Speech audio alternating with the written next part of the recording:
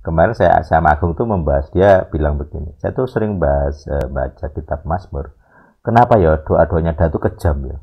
Ya Tuhan, binasakanlah musuhku. Doanya Daud.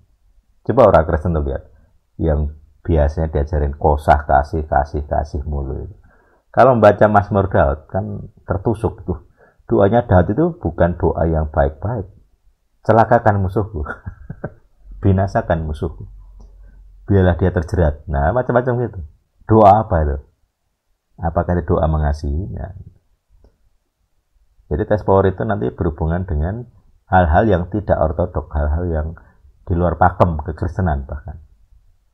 Karena faktanya kekristenan itu kurang luas. Tidak semua hal itu dianggap Kristen. Padahal Kristen kayak doa Daud tadi.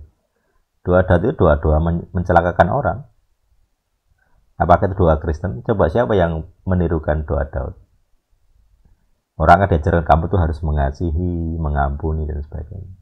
Berarti ada sisi-sisi iman Kristen yang tidak berani dibahas, tidak berani diajarkan. Karena bingung. Tuhan kan mengasihi, masa doa seperti Daud, celakakan musuhku. Tapi kalau di LSD kan kita memakai konsep legal ground. Jadi ngerti kenapa Daud seperti itu. Ngerti kenapa Yeremia kalau nggak salah dilarang mendoakan bangsanya untuk kebaikan. Ada alasan. Jadi ada saat tertentu di mana kita tidak boleh mendoakan yang baik. Itu ada contohnya. Apakah itu Kristen? Kristen itu ada di PL, ada di kitab suci. Kecuali kamu nggak mengakui kitab suci PL ya sobek aja kan. Yeremia sobek aja itu. Mazmur Daud sobek aja semua itu yang bagian doa-doa mencelakakan. Karena kamu anggap, wah itu kurang Kristen, itu bukan Kristen. Nah, makanya orang-orang Kristen yang sok mengasihi ini kadang sulit menerima El Sadik. Dan kita membahas semuanya, kita pakai semuanya. Jadi mereka tidak bisa membedakan kasih itu punya dua sisi. Barang siapa ku kasih, ia akan kupukul. Nah, itu ada ayatnya. Tapi orang hanya diajari, kalau kamu dikasih Tuhan, kamu akan mendapatkan enak, berkat Tuhan. Kalaupun menderita, ya menderita untuk Tuhan. Tidak seenak itu ajarannya aslinya. Kamu akan dipukul Tuhanmu sendiri. Dipukul itu artinya kamu akan direndahkan. Bahkan seperti Yesus. Kamu akan berseru, Tuhanku, Tuhanku, kenapa kau meninggalkan aku?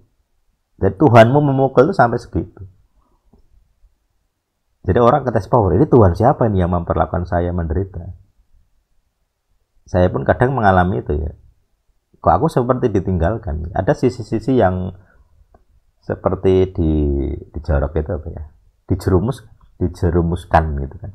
Dibiarkan Tuhan tidak membela gitu. Tapi sejauh ini prinsipnya ya itu belum waktunya saja gitu. 4 tahun di awal El Sadik ya saya merasa saya dibuang Tuhan.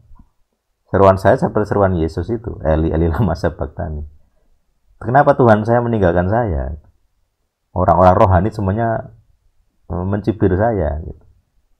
Tapi ketika mulai tahun 4, 5, 6 kok berbeda? Tuhan mulai memperhatikan gitu. Jadi artinya hanya masalah waktu, belum waktunya. Jadi kayak makanya saya sering bilang tabungan penderitaan begitu. Cawan. Jadi ada cawan murka, ada cawan derita.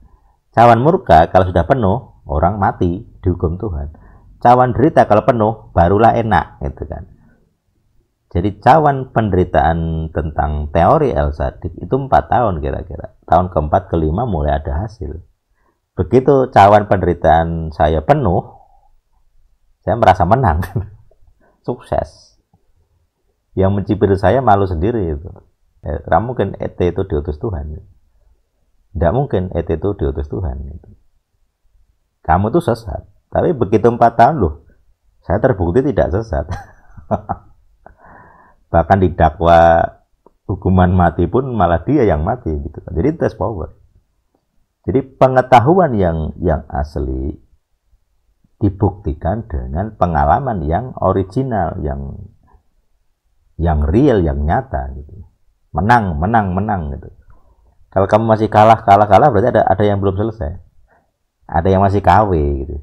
Pengetahuanmu KW, pengalaman rohanimu KW. Jadi kerohanian itu bisa KW.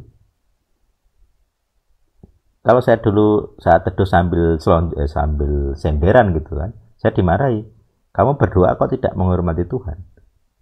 Dalam posisi saya sekarang, berarti kerohanian orang-orang ini adalah KW. Atau mungkin kalau lebih halus bukan KW ya. Masih anak-anak gitu ya, level syariat. Levelnya bentuk yang kelihatan. Jadi kalau saya berdoa dengan bentuk yang kelihatannya tidak rohani, mereka marah. Mereka merasa saya tidak menghormati Tuhan. Loh, padahal waktu itu saya berdoa, dia mengganggu saya dengan komentar itu, gitu kan. Artinya pengenalan akan Tuhan itu bisa beda level. Biasanya yang level rendah, level 1, 2 ini hobi menghina gitu kan. Kerohanian kamu kok lebih rendah dari saya. Bentuknya kok nggak jelas ya. Kamu doamu kok gitu. Ada yang kebanggaan personal, ada yang kebanggaan kelompok yang tarekat tadi. Kamu kelompok apa sih? Nah, jadi kalau orang masih melabeli kelompok-kelompok ini masih anak-anak, sama seperti tadi. Kamu golongan Yesus ya, kamu golongan Yesua ya. Kamu golongan Yehosua ya, itu masih anak-anak sebenarnya. Jadi gereja-gereja yang masih anak-anak ini ya terkotak-kotak, tarekat, tidak paham sampai level hakikat.